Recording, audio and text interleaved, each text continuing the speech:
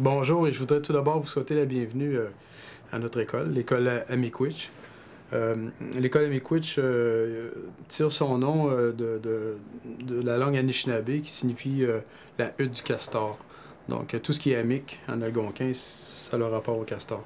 L'école ici a d'abord été érigée pour satisfaire les besoins des services éducatifs parce qu'avant, les jeunes étaient scolarisés à Val-d'Or. Depuis la mi-80, les élèves sont scolarisés à l'école, ici, dans la communauté, puis on a évidemment l'école primaire et les services au secondaire. À l'école secondaire, on a tous les services qu'on pourrait retrouver dans une école, disons, dans la communauté de Val-d'Or à côté, avec secondaire 1 à 5, cheminement, un volet de formation axé sur l'emploi également. On offre aussi des services aux élèves, comme par exemple des activités parascolaires, des services en psychoéducation, en orientation scolaire et autres.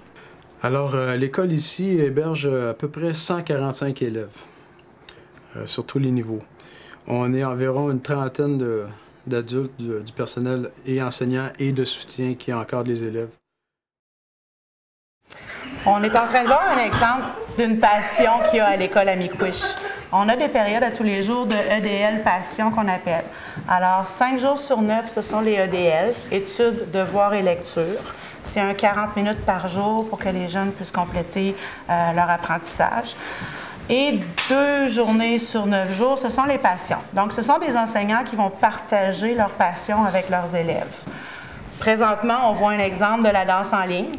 On a le Parlement au secondaire, les jeux algonquins, club d'échecs, club de lecture, on a un atelier de menuiserie. Ils peuvent expérimenter la course à pied et le volleyball. Ça, c'est pour cette étape-ci. On a 3 étapes dans l'année et à chaque étape, les passions peuvent demeurer ou ils peuvent changer selon ce que les enseignants ont envie de partager avec leurs élèves. Alors, ils s'inscrivent de façon volontaire à la passion à laquelle ils ont envie de participer. Alors, les journées qu'il n'y a pas de devoir, bien, on fait nos passions. Oui, ce programme-là se divise en 2 volets. C'est un volet qui s'appelle FMS, une formation dans les métiers semi-spécialisés, puis le FPT, qui est une formation préparatoire au travail. C'est 2 programmes qui ont été créés pour garder nos jeunes décrocheurs à l'école. Le premier, FMS, va pour les jeunes du secondaire, de niveau secondaire. C'est une durée d'1 an. Puis les jeunes ont 3 jours de stage dans ce programme-là. Le FPT, c'est un programme de 3 ans. C'est des jeunes de niveau secondaire, mais qui font de l'académique primaire. Donc, eux, c'est un programme qui est sur 3 ans. Et la première année, ils sont en cours et les 2 dernières années, ils font des stages à 3 jours et 4 jours semaine. Donc, c'est vraiment les mettre dans le bain des stages pour qu'ils voient les différents métiers qui sont offerts, les semi-spécialisés. Puis même ici, sur la communauté, il y a plusieurs de ces jeunes-là, quand ils sortent du programme, qui peuvent être intégrés dans des métiers ici. On s'entend que c'est un nouveau programme. Ça fait seulement 4 ans qu'il est en branle partout au Québec, mais on est en train de l'ajuster au fur et à mesure à chaque année. Moi, mon stage, c'est cuisinière, puis j'aime vraiment ça. C'est beaucoup de choses à faire. On coupe des légumes, puis on cuit des affaires. Pour des diabétiques, ben, c'est juste le mardi puis le jeudi qu'on fait ça. Puis les autres jours, ben, on fait des gâteaux ou des collations pour ceux qui travaillent. On a juste 3 matières aussi qu'on travaille à l'école. L'anglais, le français puis la maths. Les stages commencent seulement au mois de novembre. Donc, en début d'année, c'est la recherche du milieu de stage. Qu'est-ce qu'ils aimeraient? Puis le professeur, là-dedans, leur propose plein de milieux. Puis c'est les jeunes vraiment qui choisissent où ils veulent faire leur stage. Mais c'est pas seulement sur la communauté. Ils peuvent faire des stages à Val-d'Or, en ville, aux alentours. Il y a des transports organisés pour les envoyer à leur stage aussi. Donc, c'est vraiment à leur choix. Puis la variété des métiers offerts, c'est très ouvert. On a beaucoup d'employeurs qui donnent leur disponibilité pour avoir des stagiaires d'ici. Puis, c'est bien intéressant. Les jeunes, ils ont beaucoup de choix. Ouais. L'école en santé, au fait, c'est un programme pour sensibiliser et prévenir les jeunes de l'école. Donc, on travaille beaucoup avec les jeunes ici, avec les familles et puis la communauté. Donc ça, c'est les gros points d'École en santé. Et École en santé, c'est un comité à l'école qui organise toutes les activités de masse de l'école. Donc on fait de l'entrée scolaire active, nous faisons un tournoi de volleyball communautaire. Là, on est présentement en train de faire la planification pour la journée d'athlétisme qui va se tenir le 19 mai prochain. Il y a aussi une activité qu'on fait, c'est le défi plat de banane. Le défi plat de banane, cette année, on a marché au-dessus de quasiment un petit peu plus que 4 millions de pas. Et on a servi en 4 jours et demi environ 1200 portions de fruits et légumes. Sport-études, ça fait 3 ans, 4 ans que c'est implanté à l'école à Miquich.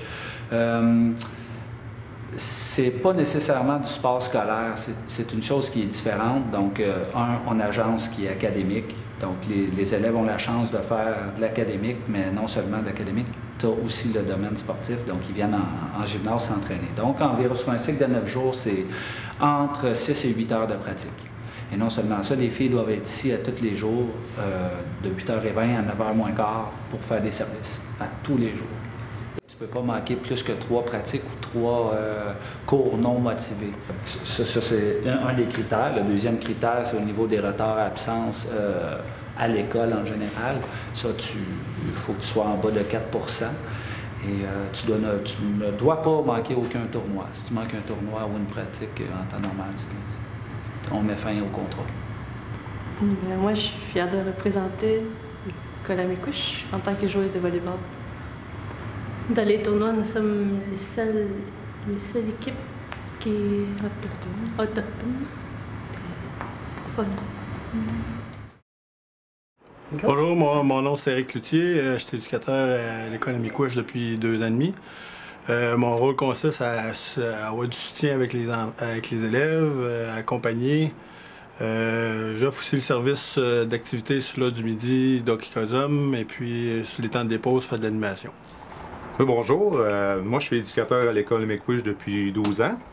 Mon rôle est d'accueillir les élèves à tous les matins avec un beau bonjour et un beau sourire. Mon rôle aussi consiste à faire de la prévention, l'animation, d'accompagner l'élève dans les moments difficiles. Bonjour, moi je m'appelle Rolande, je suis travailleuse sociale en milieu scolaire. Je débute ma 2e année ici à l'école à Miquich. En fait, moi je travaille en complémentarité avec Luc et Eric. Je vais être plus au niveau des suivis, évaluations, tels que si les gens ont besoin des services au niveau psychologique, si les gens ont besoin d'être référés, soit au centre de santé. Je vais travailler plus en externe. Je vais essayer de développer aussi la collaboration aussi en externe et en interne. Et aussi, bien sûr, faire des plans d'intervention personnalisés en fonction toujours des besoins des élèves et aussi en collaboration avec les parents. Bonjour, je m'appelle Claudine Gilbert. Je suis prof soutien à l'apprentissage ici à Miquich et aussi à Micobi. Et puis, je travaille avec les élèves en difficulté d'apprentissage, avec les EHDAA. Et puis, je prends un plan d'intervention aussi pour soutenir, les faire avancer où ils ont des problèmes en apprentissage. Puis, je fais aussi peut-être des classements en fin d'année pour les placer dans les bonnes classes, au bon niveau.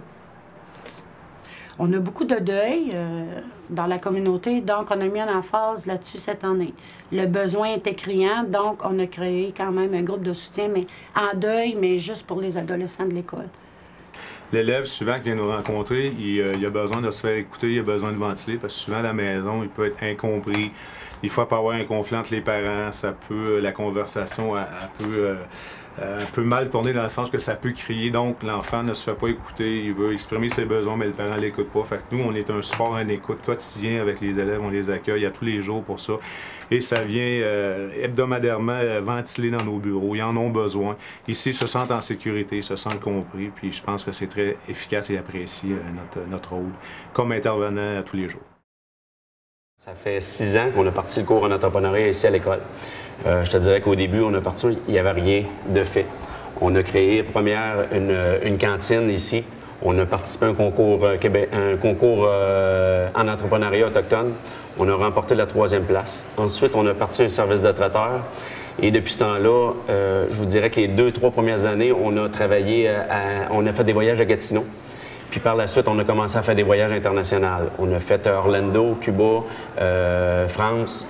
Puis cette année, on s'enligne sur les Bahamas ou sur une autre destination sud. Comment ça fonctionne? C'est les 3 lois de la réussite. Les élèves doivent avoir 60 de moyenne générale dans tous les cours. Ils doivent aussi avoir moins de 5 d'absence durant l'année. Et ils doivent avoir une participation active à tous les projets de financement. On parle ici d'un montant à la fin de l'année qu'on arrive à peu près 18 000 qu'on amasse avec le groupe de secondaire 5. Puis à la fin de l'année, bien, eux autres, ils décident de la destination, ce qu'ils veulent aller, et ainsi de suite. C'est eux autres qui se rendent compte. Ils ont travaillé toute l'année parce qu'ils ont géré des comités, ils ont géré les affaires, les finances, les horaires, les affaires. Pareil comme s'ils seraient sur le marché du travail. C'est une bonne préparation, puis c'est surtout aussi pour empêcher les élèves de décrocher.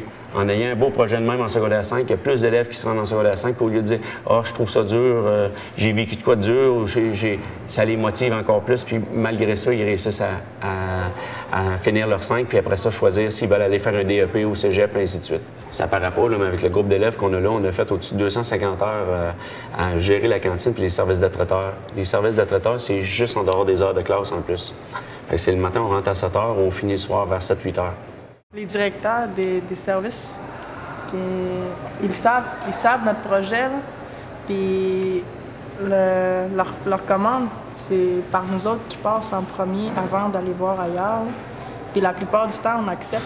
On a des cours d'entrepreneuriat aussi, puis c'est là qu'on décide, c'est quand qu'on rentre, quelle heure on rentre. Cette année, oui, c'est une gang extraordinaire. On a gagné, on a fait le concours québécois d'entrepreneuriat, puis on a gagné le local, on a gagné le régional. On attend des nouvelles d'ici vendredi, on va savoir si on gagne le national, puis on s'en va à Québec le 16 juin.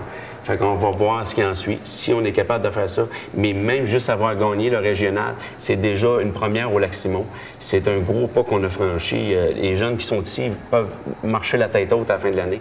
Puis quand leurs enfants vont arriver dans 10, 12, 14 ans, 15 ans, ils vont rentrer ici et ils vont dire « Hey, c'est ma mère qui a fait telle affaire, ils ont gagné telle affaire, ils ont fait telle chose dans cette année-là. » Puis je pense qu'ils peuvent être fiers, drôlement fiers d'eux autres.